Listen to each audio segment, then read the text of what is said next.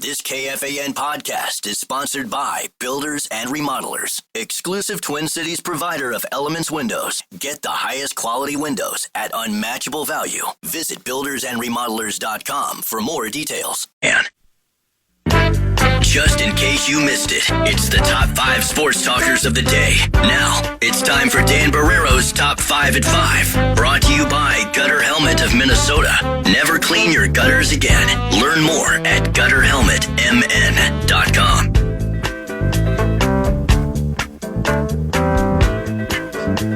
Top 5 at 5 time. Luigi is back in the house. You just wrapped up a number of Kemp spots, huh? Yes, I did. Kemp's. For a new year. Kemp's. I love Kemp's.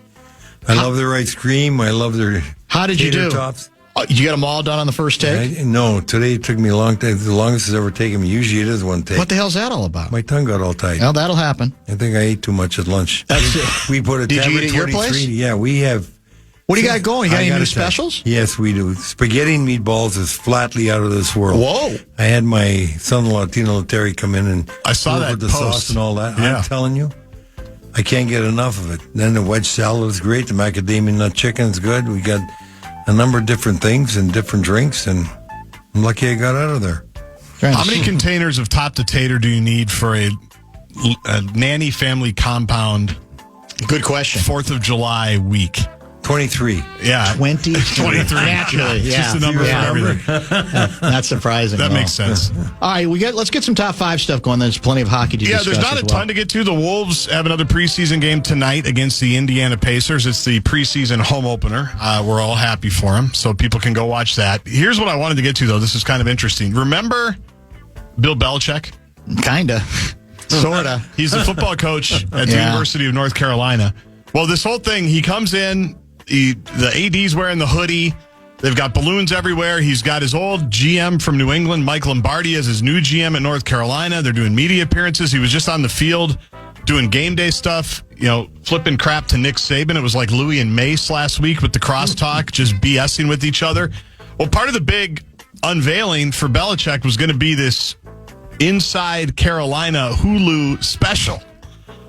That's been canceled after 2-3 start that has not been going very well. No. They've decided that they're not going to do the Hulu special anymore. And this is not the first, but the second Inside Access documentary that has been canceled. They were going to do one on HBO. That got canceled. Man. Then they sign up for Hulu, and now it's people don't really want to watch it. And it's a mess. I mean, he's not letting them tweet pictures of Drake May because he plays for the Patriots. Is that story true? Yes. He's not letting scouts from the Patriots come scout as players. That we know. Which is also ridiculous. He acknowledged that on the air. Yes. He said, during a press I don't like conference. them, they don't like me, basically. It's bizarre. None of it's a good. And I was pulling for this, as you know. I was too. I wasn't immediately saying this is stupid. No, I got a text yesterday from somebody saying, basically, we don't realize how bad what he inherited was, which may be true, and what the guy was trying to say is it's going to take more than 1 year. Well, they have like 75 new players. Exactly. Which is difficult. They're difficult. So maybe it will take time. But to your point, when it's going as badly, I mean, basically the building was empty at halftime. They were down. They were down. Ultimately, I think they lost 38-10, but it was 35-3 to Clemson in Chapel Hill. And Louis, you know this is when it's going bad like that. That is when it's harder to get away with all the small, nonsense like, well, don't talk about Drake May because he plays for New England, even though he went to school at Carolina. You're supposed to be exulting in that and bring it to everybody's attention. So I don't know what he's doing. As you get older, and he's getting older, just like and quickly, but he's got to remember that as you get older, really, you would think your anger tempers. You would think you realize a lot of it's just crap, and you just say, "Why would I ever do something as stupid as that?" Couldn't agree more. And especially when you've had such a great career at a place like New England, some of the things you might not like, but you can't forget the success you had, and basically it made him who he is. Whether it was all him or all Brady or whatever, he's still part of it. And I can understand you might not like somebody, But just because you might not like somebody you worked with there doesn't mean you prohibit them from coming and do their job. That's pettiness. Pettiness is the word for it. You would think when you get to his stature, yes, that pettiness would disappear. You've got so much going for you. This flabbergasts me. It just drives me nuts. Well, we're not going to get to watch it on Hulu, so we'll just have to watch. You were looking forward to that. Why not? Yeah, Inside Carolina. Yeah, well, maybe somebody else will pick it up. There's a lot of streaming services. Yeah, I was going to say somebody. There's plenty of services. Yeah. Dodgers beat the Phillies 4-3 last night. They lead that series 2-0. And we just talked to Ron Coomer from Cubs Radio. How about the wheel play? You heard about the Dodgers wheel play? No. Was it nice? It's the best wheel play I've ever seen in a key situation. Bunt, and everybody moves into position. I love it. Shortstop moves over to cover third. They gun down. It was about as well done as one could imagine. The old wheel play. Well orchestrated. I'm not sure if we were very good at doing that, although we may not. So few teams bunt anymore. I don't even know. I'm surprised people even practice it. You never know what situation's going to come up. And the Brewers, Cato Kalin's Brewers, knocked off your Cubs 7-3, and so they go back to Wrigley tomorrow for Game 3 with the Cubs looking to stay alive. Some games this afternoon. The Mariners-Tigers game, Game 3, has been delayed. That series is tied at 1. I don't know. I don't know. Did you see who was it? Who was the analyst frustrated at all of the lightning delays in college football? Oh, that was Barstool guy, Dave Portnoy. Barstool guy basically said, you know what?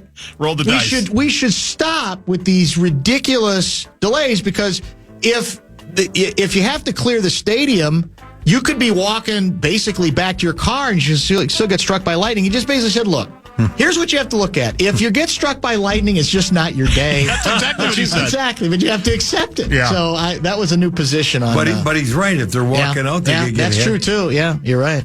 Yeah, I think they want you to take cover, but because some of those delays have been lengthy.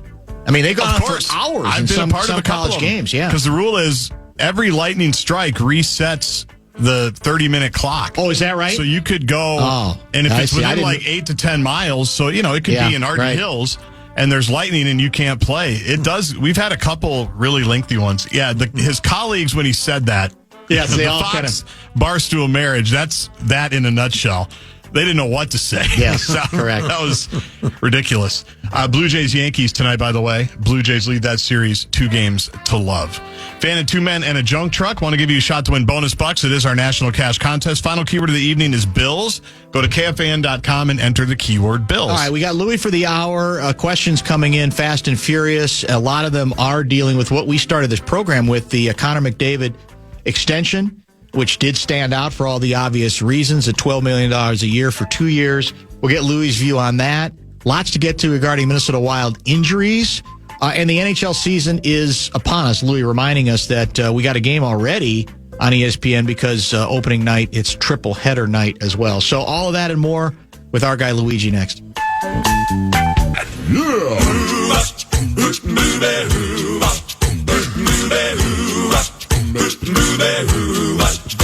Well, she sneaks around the world from here to Carolina. She's a sticky-fingered filcher from Berlin down to Belize. She'll take you for a ride on a slow boat to China. Tell me, where in the world is Lou Nanne? In studio, brought to you by Kemp's. We've got a whole bunch of new Kemp's commercials coming for the 2025-26 season, which indeed starts tonight. Louis, we got a lot of news that we need to cover during the broadcast. But before we do that, I want to play. Gaardsy has a bit of sound that we want to play. And it's this came straight out of the NHL News Archive. And I'm not going to introduce yet the other person in this conversation. Most people listening will and yourself, you will probably recognize that person and yourself as well. This particular bit of sound goes all the way back 22, 25, 47 years ago. This goes back to 1978. And in this case, you're kind of sort of being interviewed. Let's listen. Chico Resch with Lou Nanne, former player, former coach, now the general manager of the Minnesota North Stars. Louis, one of your main concerns now is hiring a coach. Were you a winning coach when you played? I can't recall. Actually, Chico, I ran into some difficulty. We didn't have enough games against you when you were in the nets. Besides that, I'd have to say the basic problem I ran into was time. I coached too long. I was a winning coach for the first week. That brings back a sore memory, Louis. I think you scored 5 goals in your career, and what? 2 of them were against me, and 3 right here in the Forum. Well, you know, it's your fault. You never came into the league till 4 years ago, and that's remarkable because those 5 goals I got were on 6 shots. I was hoping you'd stay around a little longer. I could have hit 100. Well, Louis, actually, I'm lucky I'm still in the league because the first shot I think I tried to stop on you went in. And with that start, you know, there's not much you can do after that. Well, Chico, you're right. You're lucky you're still in the league and you're highly paid because I just figured it out before. I figured you average 25 shots a game. You play 40 games here. That's, 1,000 shots. A second a shot. That works out to 16 minutes. If you look at your salary, about $102,000, you're getting about $7,000 an hour. Vastly overpaid. I can't understand why you're working here for this little bit of money. Louis, do me a favor. Make sure you never make a trade for me. Well, I'll tell you one thing. If you keep giving me any jabbing here, I'm going to trade for you and send you to a part of the hockey news won't find you. Enough of this.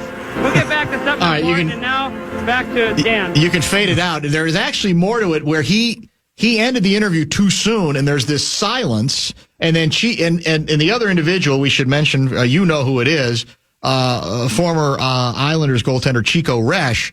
With you, this was during a 1978 intermission chat. And then there's this pregnant pause as he realizes, oh, my God, they want us to talk some more. So then he goes back to you and tries to get you going again. Do you have any recollection? Because all you guys did was trade barbs through the whole thing, back and forth. It was tremendous. I forgot about that.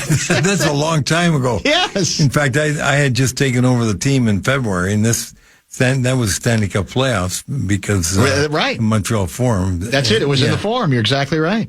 And how good was that? That was good. That was good. Spectacular. I think I actually worked the finals in that series for Hockey Night in Canada. Is that right? That was on, yeah. I wish more of the interviews were like that, where it's just the two individuals, the interviewer and the interviewee, just trading barbs through the whole thing.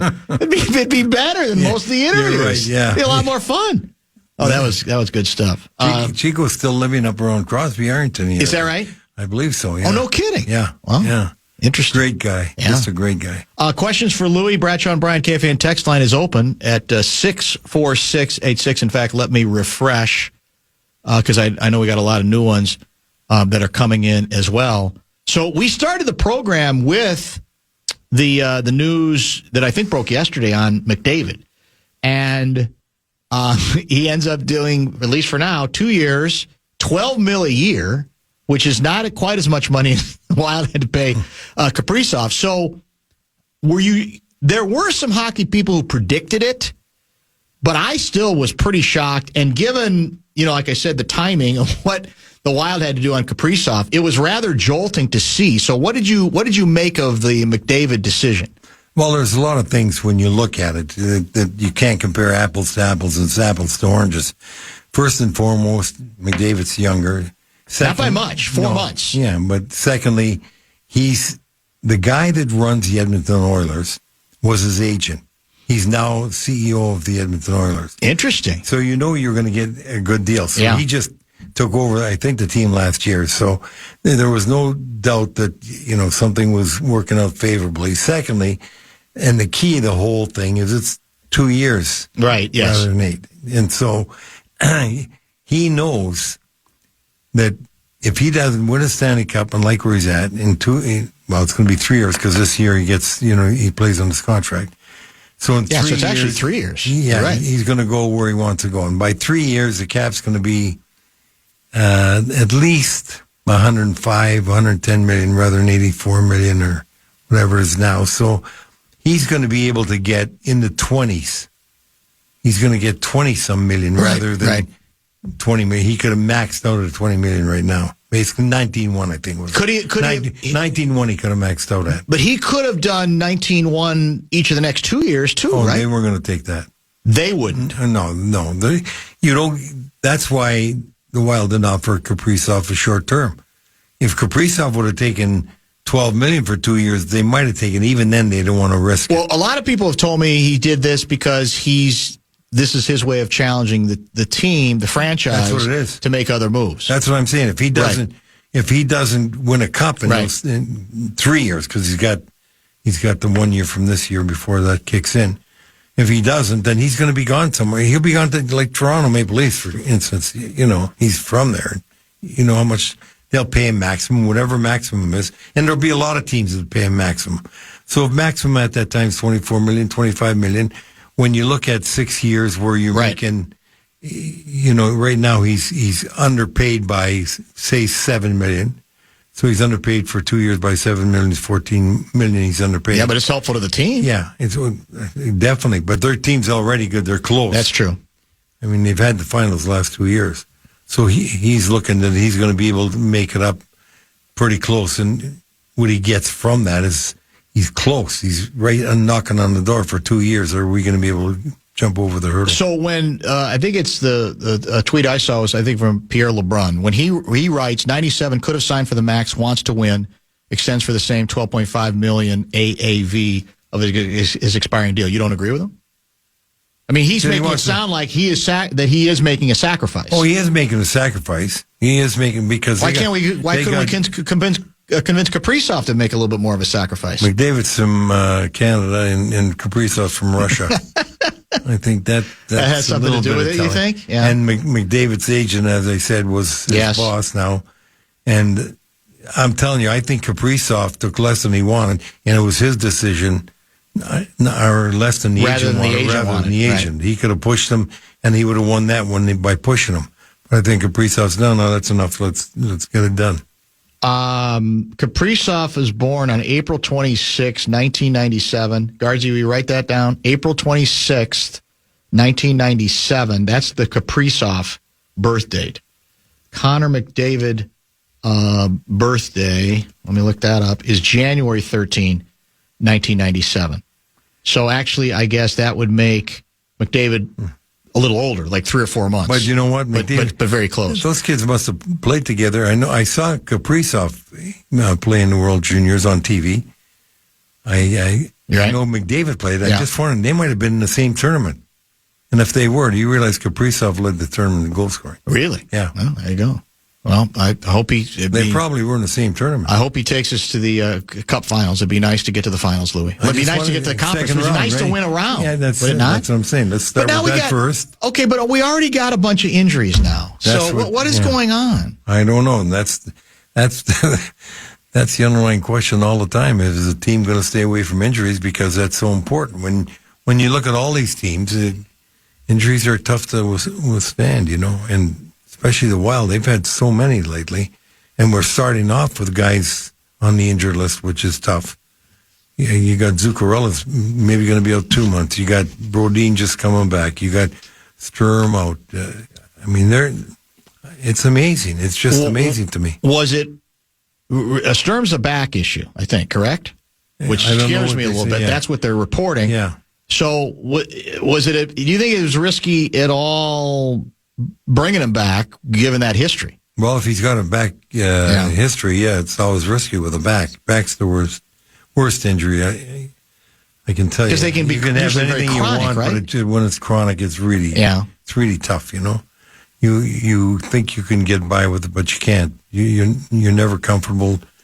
You're never in your positioning. With your posture, and that is always difficult. I just hope it's not a back injury.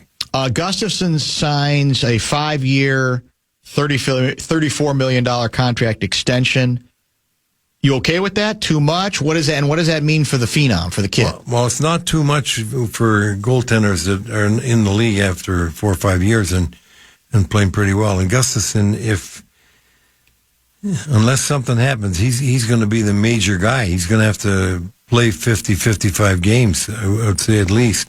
And if he can play like he only had 1 bad year since he's been here, and the other ones have been pretty darn good. And if the other kid who's had a good training camp, Wallstead, if he comes through, you need a goaltender to come through when your other guy just has a little rocky bit of play. Like Fleury would jump in there if Gus had a couple of bad games and then give him time to reset. And if Jasper is able to do that, which it sure looks like in preseason, then the goaltending should be okay. It could be really good. Did we have to do this? Signed 6 years? Yeah. No, but again, they're looking at the cap and the space they got. They had the room to do $6 million. That's not high price goaltending right now. Goaltenders make a heck of a lot more than that, and he's been in the league for a while, so he's got a history here. They're happy with him. They're confident what he can do, and I had no problem with that $6 million. I thought that was a good price to pay for a guy that's should be your main guy and play 50, 55 games anyway. Well, so is there room? How's this going to play out with the kid then? How is this going to? I mean, is there room for him when you've? Yeah, but when I say 50, 55, we're still giving the kid over 30 games. But I mean, he was viewed as a prospect. He's like, this is going to be our number one goaltender. Yeah, correct. But he isn't yet. Okay, and he's got to prove it. Yeah, and so you're covering yourself in effect. Yeah, exactly. Yeah. And trust me, if he can prove to be that guy, and get more, you can move Gus. You can make a trade. That's very true. And you need two goaltenders in this league right now. When you get to the playoffs, it changes a bit. But when you're going a regular season and playing so many games in a short period of time, and especially this year, you got 3 weeks off for the Olympics?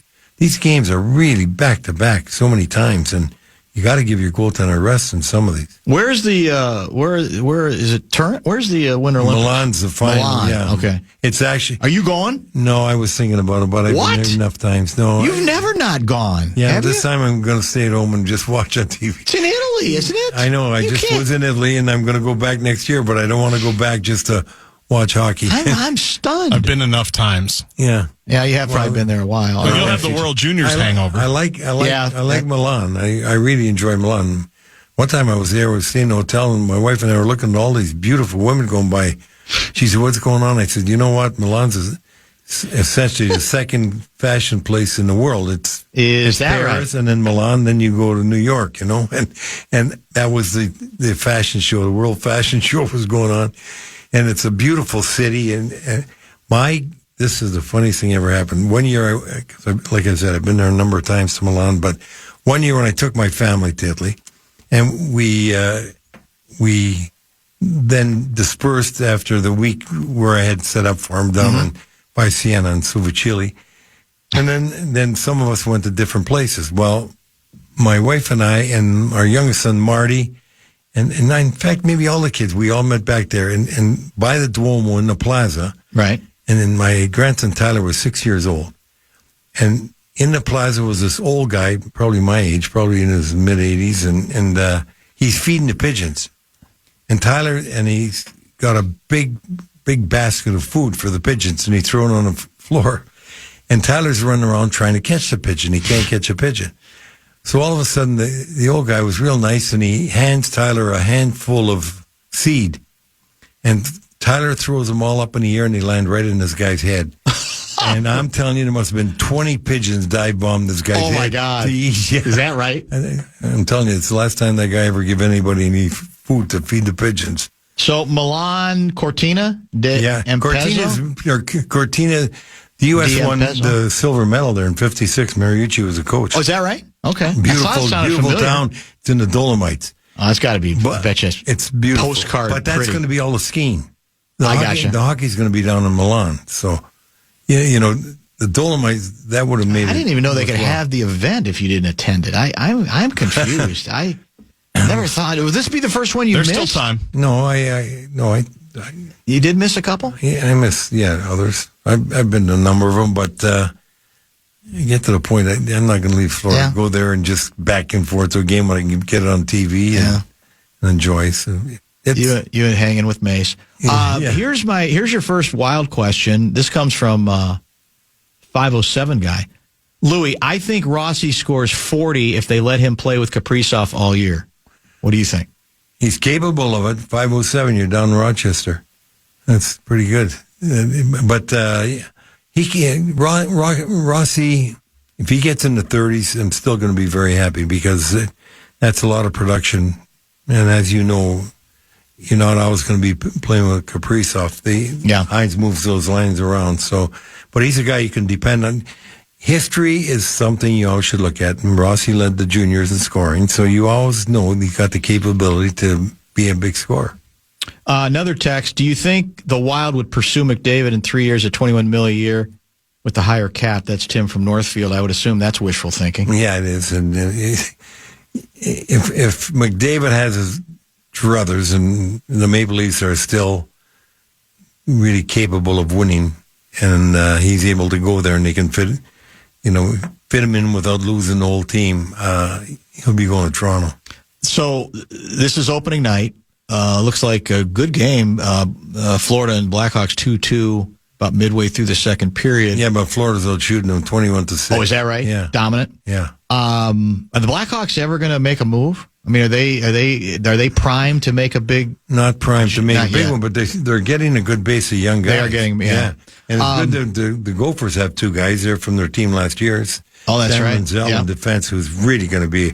I think he's going to be a real good NHL defenseman. So, look at Lacombe that just signed a $9 million contract with Anaheim, and Faber's got a good one with the Wild, and Oliver Moore is there. I don't know if he hung on after camp, but he's going to be there. They essentially were talking to him like he's staying. In fact, Nick Foligno offered. He's 18 years old, maybe he's going on 19 right now, and offered house him. He said, "You could stay with me, kid, if you're here." So this would be a good day. This is a good day with another season, beginning. We're embarking on a new one. What is the Lou Nanne state of the game report? Oh, I think it's tremendous.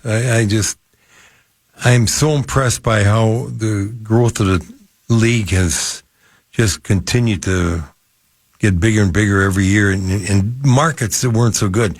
Take a look at that Utah market. They're going to be a good team this year, by the way. They're going to fight the Wild for a playoff position. That just makes somebody else another threat in the division, in the conference. And that place is a wonderful place. I had my farm team in Salt Lake for a while. In fact, I think you said that before, yeah. And it's a beautiful area. And now the owner owns both the basketball team and the hockey rink. That's why they improved the building so much. And I just think it's a great market. And we got so many good markets around the U.S., especially now, how the game's growing, and it's just getting bigger. The visibility's getting better, which means it's going to be really, really interesting when the next NHL contract comes up for bid, because that's going to be the key to the salary cap and where it goes. And right now, the excitement of it, I think you're going to have a great Olympic championship. It's going to be very competitive, and with that, I think it's going to help the visibility of the game, which means that people are going to bid more for the rights.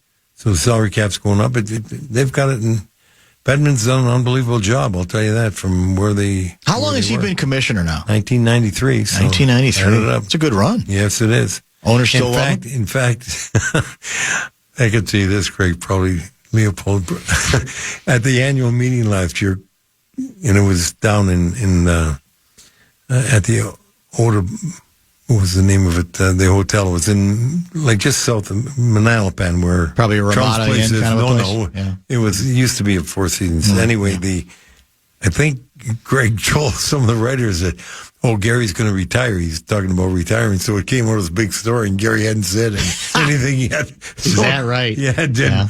So I'm sure. Well, who is the heir apparent? Well, I would hope it's Bill Daly, the number 2 guy, who's been a fantastic number 2 guy, and he's also very smart. Bettman is the one thing they say about Bettman, and Bill Daly will tell you that. Even everybody will tell you that. He's always the smartest man in the room. Yes, and that's key, and which surprised me, because when the NHL hired him, he was the number 3 guy at NBA. Remember, David Stern was in charge at that time, and the NHL went and got him rather than the number 2 guy, which is now running the NBA, and the NHL picked the right guy. Clearly they did. Yeah. Well, we talked about this before. Not everybody was on board at the start at all, right? No. Yeah. What are we getting a basketball guy for? What the hell's the deal? Yeah. But a lot of that was because older guys like Bill Wirtz and before that, Norris and Jennings, they weren't there at the time. Jennings wasn't, and he was dead at the time, I think. But those guys, the old guard used to really run the league, and then it changed. When Gary came in, then he runs the league. Who is the team to beat this year? Yeah. And you still got to say Florida, although, there's some good ones. Colorado's going to be good. I think they're going to be good again. Dallas should be good. Carolina's going to be good. It's again, who's going to be healthy? When you're going through this, you have to remember a lot of these teams, like Florida, have got a lot of players playing in the Olympics because they're so good. They got players from other places. So there are going to be injuries. There always are in the Olympics. No question. Never seen one where somebody doesn't get seriously hurt. And lots are going to depend Could change a lot. Who's healthy. Yeah, very true.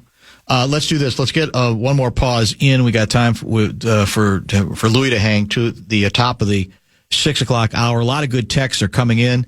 64686 is the Bradshaw and Bryant text line. We'll get to some more wild conversation as well. Maybe some colleges, some people asking for a little college talk and some good questions there as well.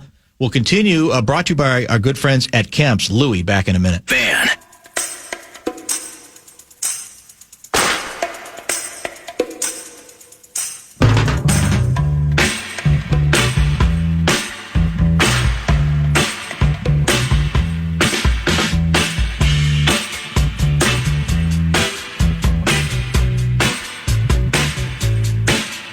Questions coming in, Luigi. We got Lou Nanne in studio till the top of the hour. Here's an interesting one. Did Louis ever get fined? I think the answer to that is obvious. I bet you got fined a bunch. Yeah. Not by a lot. But what's the most you ever remember being fined? $25,000. $25,000? What did you do? But that was after the Boston game and the Wild game. I mean, the North Star game. Could have paid for the Milan Olympics. Well, yeah. Could have brought a couple of us. But I didn't realize he was putting me on probation, so if I behaved after a couple of years. Then really? I thought I was dead. But he said, that's it, $25,000, you're fine. He hung up on me. That was all. So you actually thought it was going to be worse. Yeah. You thought there was going to be... No, but I thought, but you might, just... Yeah. $25,000 for that. That was a long time ago. That's pretty good money. I know. Well, no, I mean, he put me on. He didn't say I was on probation, so he didn't take it after.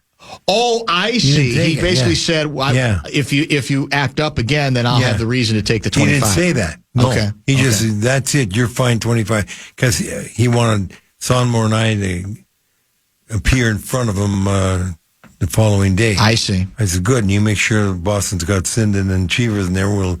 We'll have a little Did you guys fun. duke it out? No, but we never went. Never went. He wouldn't. He got so mad at me. He said, "That's it, $25,000. You're not coming in." And just hung up. And that was it. That was it. But he never collected. You're saying? No. Well, if he did, he got it from the team. You didn't know any better. Does Louis know Guy Lafrance? We had him at Roseville Hockey School in the 70s. He came up in conversation a while ago. We were all curious why he was even in Minnesota because he's not from here. Well, his friends are here. He's living in Louisville now. Oh, okay. And he was just up here, visiting a lot of guys like Art Miller, Murray Williamson, who just passed away. A lot of guys that he hung around. Bob Curry, they're still here, and I think he might have daughters here. That's why he was up visiting. I think. Okay. Are Boldy at $7 million, Rossi at $5 million steals enough to overcome the $17 million handcuffs and allow the Wild to compete in the near term? Hey, first of all, they're worth it. That's not a problem, and there's no handcuffs. They still have $5 million in cap space. That's what people are forgetting. There's no handcuffs. Every team's going to have a few expensive players. Fortunately for the Wild, their expensive other guys are all younger and on their contracts and are already signed.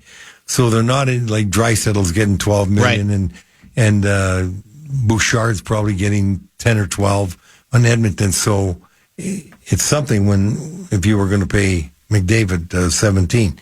So the Wild aren't in that position yet, so they don't have any handcuffs. And because of the way the cap's moving, they're not going to have any handcuffs the way things are moving right now.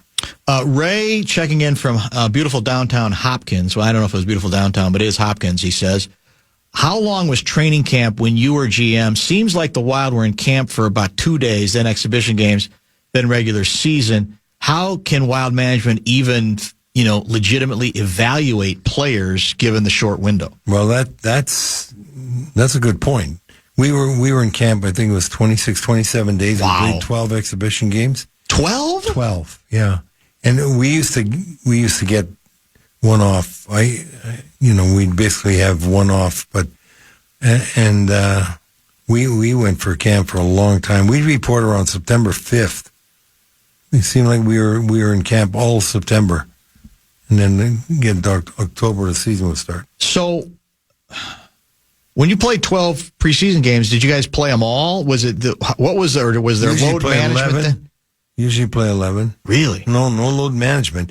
In fact, the worst part, you talk about load management, we'd go to camp. We weren't in shape like these guys are in shape now. Yeah, right. So I think Punch Imlock one time told the guys, be ready for camp, come, bring your golf clubs. But when you got to camp, they killed you. That's the difference. These camps are easier than our camps. The first allegedly 2 days, these are hard maybe 3 camps. days. The Wild one. You want to see hard camps? We never touched the puck for the first 2 days. Really? We all get on the conditioning? ice. Yeah, we get in the ice for an hour and a half to 2 hours and just skate and not skate. Guys would be throwing up all over the place. I mean, just sit. So they'd let you go home for lunch. So we get maybe an hour to lie down, get back, and then they punish you again. And you did two a days all during camp, not just one day. You might even have practice in the morning, play at night against somebody. It was not good. I mean, we weren't good because we weren't in very good shape. But the funniest part was, we'd have guys, and Blair was always trying to be this innovative guy. And early on, we used to go up to Halliburton, Ontario. You wonder why we go to Halliburton? Because he owned a camp. It was a kids' camp, a hockey school. Ren owned it? Ren Blair? Ren owned it. And the beds were like army cots. And we're all in one room, like 18 of us, and maybe even one. You're kidding. They were like dorms. Right, yeah. Moose Vasco, my partner, he's 6'3", 250 pounds, and he's on these how can he sleep in his cot? So he'd put his on the floor. He put the mattress on the floor every night and have to sleep on the floor because he couldn't fit in the cot. The cot was not big enough for his body. No, and then, you weren't supposed to have any beer. Those are the days, man. You couldn't have any beer, and they smuggle it in. They'd have like one bar in town that's off limits, and they report back to Ren. Yeah, so we'd smuggle it in. And one night Goldie's coming along because he went to get it, and he's coming down, and Ren's got his brother and his scouts and all that. He got about 5 cars lined up on each side of the road. There's a gravel road going into because we're in like a camp. Yeah. Really a camp. And all of a sudden, it's, here you are at 8 o'clock at night, it's really dark, and all the lights come on. Here's Goldie coming with a couple cases of beer, getting fined again. I mean, we'd have taxi drivers drop it off in the woods to just, you couldn't get anything to drink. Those days, they didn't give you water. My first training camp, they wouldn't let me drink water when you get thirsty. You couldn't have water during practice or a game. You could not drink water. You could not drink water. I come from the Olympic team where you got all the good doctors and everybody else. They hydrate you.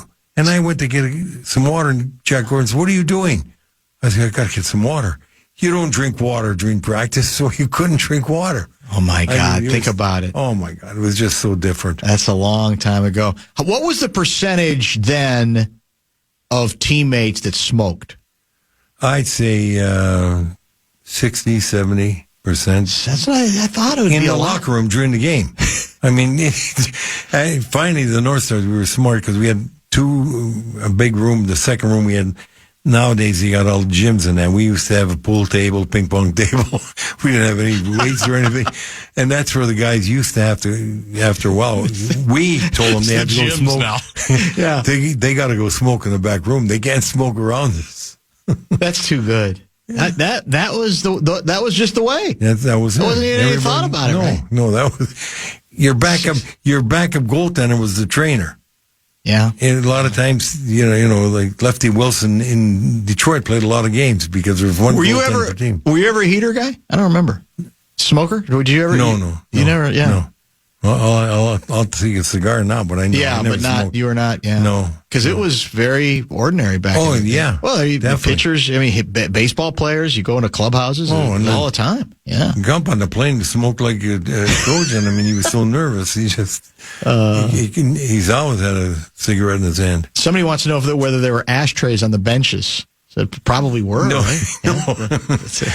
Probably in the locker room.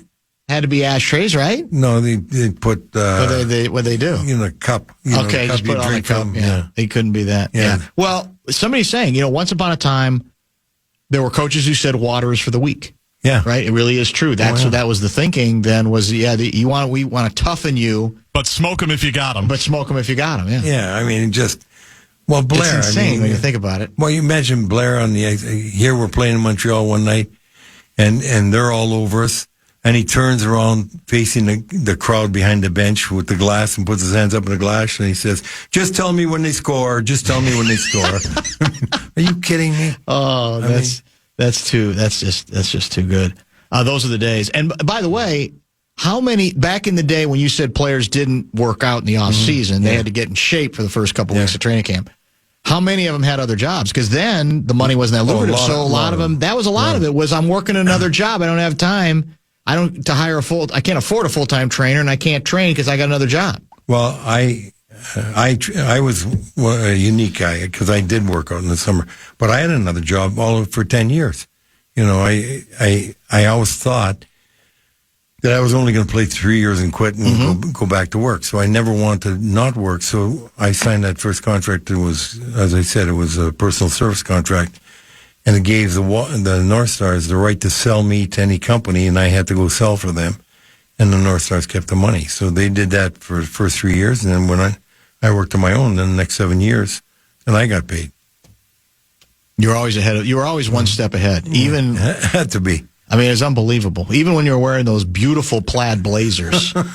I used to get those from Bellison's. I made a deal with Bellison's for the state tournament. I get these wild It's a great blazers. store, Bellison's, oh my man. God. Used to love that store. Jay Barrera, my dad, he would buy out the store when he would come in. Find all kinds of stuff at Bellison's. That was good. Yeah, the blazer we're talking about was from some sound we played earlier, you and Chico Resch. This was going back 40-some years. Stanley Cup Finals, we think, right? At the Forum? No, that wasn't the finals because I think I worked the finals. But I think that was first or second round. Okay, exactly. And you guys are just one-upping each other, just hammering away on each other during one of the intermission interviews. And the blazer, I retweeted it now. The blazer you have on is just classic, man. It's just timeless. I think is the word, yeah. I want to get one of those still have back. it somewhere? No, I wish I did. Probably somewhere. If I had it, I couldn't fit into it. Safe travels, my friend. You're heading out tonight, right? You said or tomorrow? Tomorrow. Exactly. And we will, hockey season's back, so we'll talk hopefully next week, wherever you are. I think I'll be down south somewhere. You might be in Florida by then. Okay. You don't need blazers down there. No, I'm going to Sacramento tomorrow, but then I got to go. Well, everybody has their cross to bear, Louie. Yeah. I mean, sorry you had to go to Sacramento, but you'll get through it. Yeah, well, got to do my work. That's it.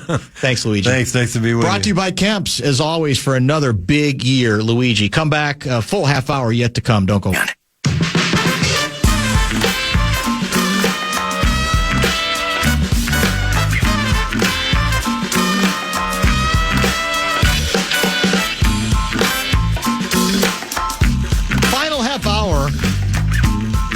Of the Tuesday edition of the Bumper to Bumper program. Do we think Kessler is back on the show tomorrow? Is he back from, speaking of Italy? Yeah, I think he is. I never texted him. Did he surface with you or via any tweets he sent out? I don't know about Twitter, but he did text me Saturday morning. Was he already back then? No. Oh. In fact, I'll read you the text. All right. You sure it's not privileged? It's not privileged, right. No. I was doing the Gopher pregame show on Fox 9 from outside Ohio Stadium, and he sent me a picture. Oh, they're watching it? They found a place to watch it? Well, just on the phone on Fox Local. Oh, I see. He said, watching pregame show in a transit van along Lake Como after leaving the Swiss Alps, is what he said. So that was Saturday. I don't know if his So bragging, his usual bragging is what he was doing. A little bit, but it's nice that they're so locked in on the Gopher pregame true. show. Yeah, I guess that part of it's true, too. Tanner Morgan, now a part of the Gopher pregame show? I saw that, yeah. So good. Yeah. He's so good. He's just kind of moved right in, huh? Yeah, it's great. Had a couple of other texts I wanted to get to here. This is from Bemidji Bricklayer Guy. That's an interesting moniker. Said he worked with an old bricklayer in the early 90s that used to say water is a sign of weakness.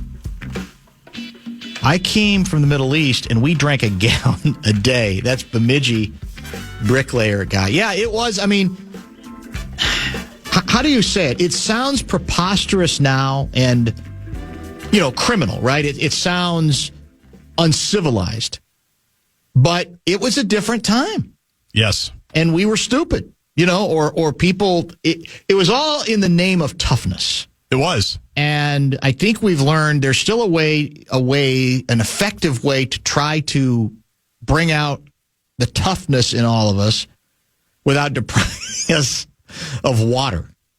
That's not it. Somehow it became like, well, you must be out of shape. Because if you were in shape, you wouldn't need water. I know, it's crazy. That's the part I don't get. How that could have ever been developed as a thing among coaches. And because they did have trainers. Kind of. I mean, they weren't obviously as knowledgeable or sophisticated, but they kind of were trainers, right? You'd say, I don't know how all that. Science evolves. Who changed that? Is there one person we can look at and say, they were ahead of their time and said, you guys are all idiots attempting to punish athletes by depriving them of water. Not, Diet Coke, not booze, not cigarettes, pot, which you could smoke during the game. That's it. But water. I'm wondering if there was one. I mean, I remember the original Gatorade commercials. Well, that's what I wondered. I do remember those. Did they start the trend? They might have. And well, it was Gatorade because it was formed Florida. I think it was at the University of Florida. Exactly literally. Right. Yep. But I'm wondering if there's a coach we can say this guy is a hero because he fought off this nonsense and refused to play this stupid game. What's crazy about it now is most weight loss, most performance, most just living. First thing they'll say is hydration's like number one. It's like hydration and sleep are the two big things, absolutely. Right? J.J. McCarthy just talked about it. I know nobody wants him to play quarterback anymore, but a month ago he was the starting quarterback. Maybe he should just be a team spokesperson rather than a quarterback. He'd be great, a PR guy. Yeah. Because KOC's bitter about talking now, too. Yes, He's salty. Yes. But he said the number one thing he learned from Tom Brady was hydration. The importance of hydration. Now, Brady might be the extreme, but also the guy looks younger every year. He won 50 Super Bowls, and he played until he was 52 years old. What's Brady's water of choice? It's got to be fancy. You've never heard of it? I'm sure I've never heard of it, and I'm guessing he has it like pumped into his palatial estate. Yeah. With special pipes. With special pipes, that no one else could even afford or even understand. He's got his own dynamicdrips.com, probably. He probably does. Has his own That's IV, true. and he didn't even need to drink water because he's always hydrated. Speaking of the Wolves have a game tonight, a preseason game, correct? They do. I think. The Pacers. It's here. Target Center. The other thing is Sam Mitchell's coming to town this weekend. I'm confused by it. I'm trying to figure out. I don't think he's coming until Saturday, though. Okay. I think he's in, at least in part, because the Sirius XM crew training camp tour, they're doing their tour, and they don't go everywhere, but they are coming. And I think it's Isola and Mitchell coming in Saturday. Now, I don't know if they're going to do anything live or they're going to tape stuff. So I don't even know if I reached out to Isola again, he would acknowledge me, because as Mitch Lawrence has said, you're pretty much dead to him because I wasn't there for him to do one interview because I had just gotten off a flight to go to Kauai. Yeah. And it was my mistake, I guess, that I didn't I didn't respond quickly enough. Well, maybe this is the time. Well, I'm hoping, but you can all gather. Yeah, that'd be nice. And bury the hatchet, because the Wolves are going to be good again, I think. The fan has learned. We're going to need to pump up our NBA coverage, and we know we got Sam. I will say, I am very curious to see, now you got NBA back on NBC. I'm very curious to see what the tenor of their coverage is going to be.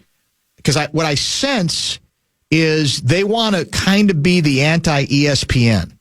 They want to present a very different broadcast that I think, at least in theory, they believe is going to be less trite, a little less manufactured controversy, and we'll cover stuff, but we're gonna try to make it a little bit more informative and a little less worried about stupid stuff like what's going to be the legacy of so-and-so. Right. That kind of thing. If the Wolves lose Game 3, what does that say about them? Exactly. Yeah. So we'll see where that, I'm kind of curious to see where that goes. Well, having Noah Eagle as one of their guys, yeah, the kid, we saw him on Saturday. He was in Columbus. He came in and we chatted for a little while. What a dude. That's what I've heard. I mean, what a dude. Well, they have an interesting mix of ex-players. Jordan's got some role, but his role is more mysterious. Yeah. But they've got a bunch of, don't they have, isn't Melo? I think Carmelo's in the group. Sounds right. I think Vince Carter's in the group. Scalabrini is in the group. It's a very interesting mix, so we'll see where that goes as we ratchet things up for sure. I had one other item that I wanted to mention, something in my... Marty from Richfield writes, Dan, Brady, everybody knows that Brady hydrates with reverse osmosis unicorn blood. That wouldn't surprise me. No, I'm sure he's tried it. At the very least, correct? So we got Vikings are off this week, right? Correct. And the Bears are Monday night game. So it's going to be another thin week. Well, I assume the Packers are back in action. They have to be. And I don't even know about the Lions. I'm not sure. But we have I hate buys. I want football. I want the Vikings to play every week. It's tough. But I know that's not realistic, especially after the big road trip. We'll get to Seifert tomorrow. He'll file a live report on the 10 days. Well, I think he was there almost 2 weeks. Packers get the Bengals and Joe Flacco at Lambeau. Oh, is that right? That's a tough one. Oh, they'll kill him. Flacco, they'll sack him 9 times. We at least had to play Jake Browning. Yeah, I think that. I'm assuming that Flacco's going to start right away. I don't know if that's been established yet, but I wouldn't be surprised at all if they do. They might be bitter enough with Browning to say, let's just try somebody else as well. Lions at Kansas City Sunday Night Football this week. That's a nice little matchup. Oh, yeah. How about you doubted the Jags? They're pretty good. They beat KC. Did you see the game-winning scramble? Yeah. By what's the name of the Jacksonville quarterback? Trevor Lawrence. I always call him Hunter Lawrence, the baseball player. It's Trevor. Yeah, he falls down. Not his fault. A lineman, I think it was the right guard, tripped him, trying to pull out of there. And then he goes down to the ground. Found a way to score the game-winning touchdown. Wasn't there a pick six that Mahomes threw for 100 yards in that game? I think that's right. There was a pick six, the distance. They were up. Yeah. And then the Jags came back. Kansas City window. I don't know. Maybe it's starting to close. One other quick Covenant cleanup item. As we predicted yesterday, LeBron James did not announce his retirement today. I think everybody could kind of see what was coming, that it was going to be a bit. I think this is for, it's a booze connection, right? Yeah. Isn't it? I can't remember what it is. I know we've been running updates on it today. I didn't even click on it. Yeah, and I'm not mad at him. No, I'm not either. People were going crazy. Like ticket sales for the last Laker game were going through the roof. The only thing I thought, was possible was I'm going to do the retirement tour. So I'm going to announce this is going to be my last year. Yeah.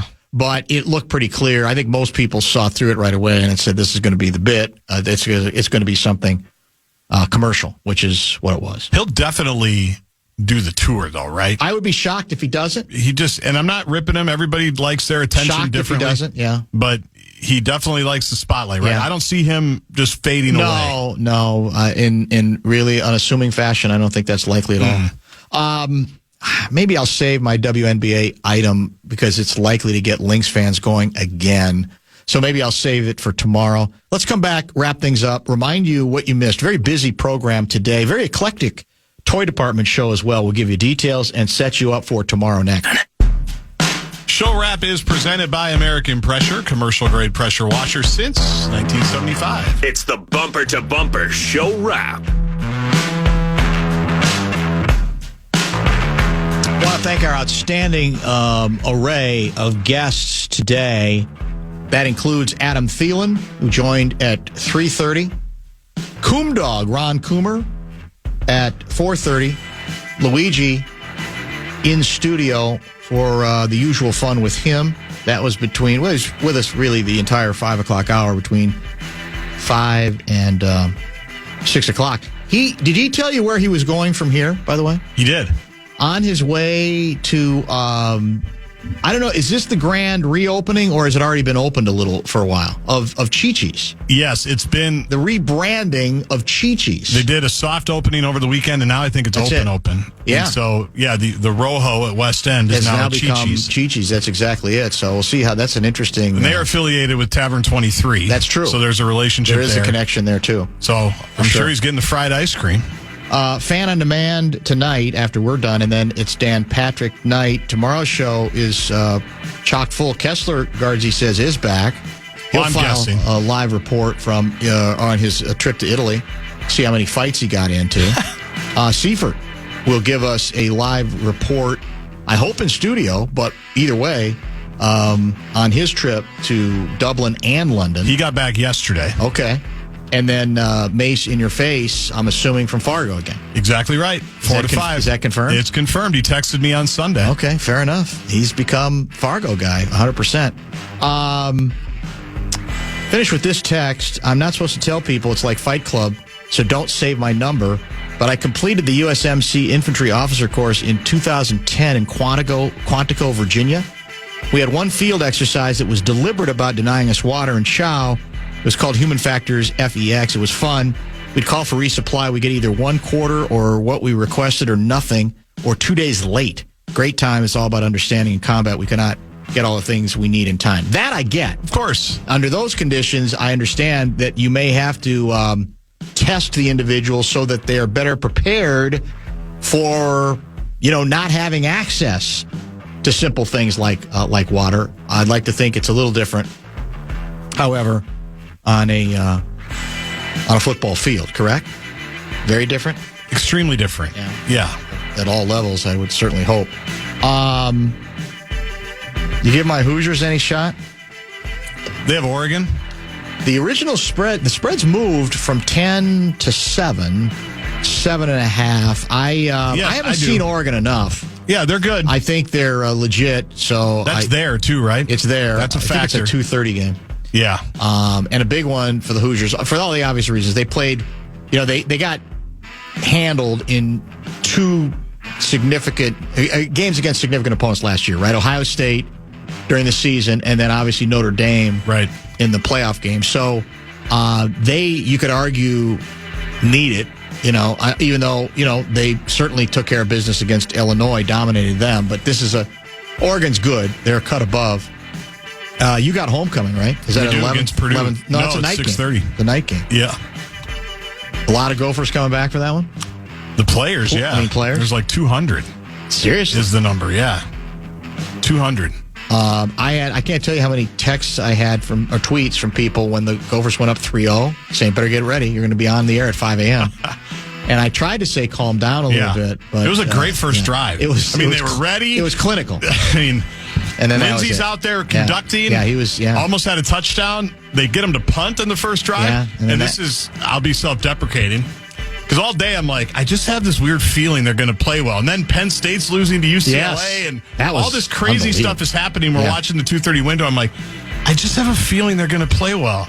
That lasted 10 minutes. 10 minutes, and then it was... Even Bernsey texts me and goes, well, your feeling lasted 10 minutes. I said, yeah. Well, they still haven't allowed anybody to hit double digits, I don't think. They're really good. Defensively, they're really good. Gophers didn't play great, They played horribly, I thought, But I don't know that it would have mattered. In any case, Purdue's, I think, a little more beatable. Here's the month right here, these next 4 games. It's a big month-long stretch. Nebraska, Michigan State, Iowa on the road. This is equivalent to the Vikings' first 5. Yeah, where you got to take advantage of it, and you have the opportunity to indeed do it. So we'll get to a lot of that with Mace on tomorrow's broadcast as well. And we're back. Obviously with hockey upon us, Louis will be joining us every week. Russo will once again be joining us every week. He's joining Thursday, 5 o'clock from St. Louis. Okay. Yes. What else did I have this week? Patrick Royce is going to join in studio next Monday. This is sort of a leftover. We usually get him on at the fair, and we ran out of days because of some scheduling issues.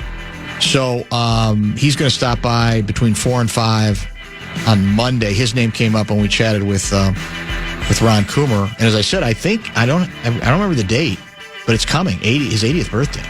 I don't think he's doing a big production, at least not that he's aware of. I don't know if anybody is surprising him at this point. But, still obviously pretty much going strong. He's got to get ready for the 2029 Ryder Cup. There's no question about that. Can you blame him? No. Are you going to the Wolves preseason game? I'm going to miss it tonight. Yeah, I am too. Is it televised tonight, do you know? I think I assume it's on the Timberwolves channel.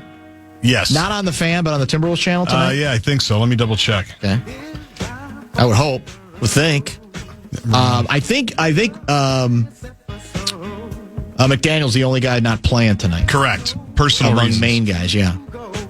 So we'll see how it goes. We had a good half hour plus with Mike Conley, who's definitely not given up the position without a fight.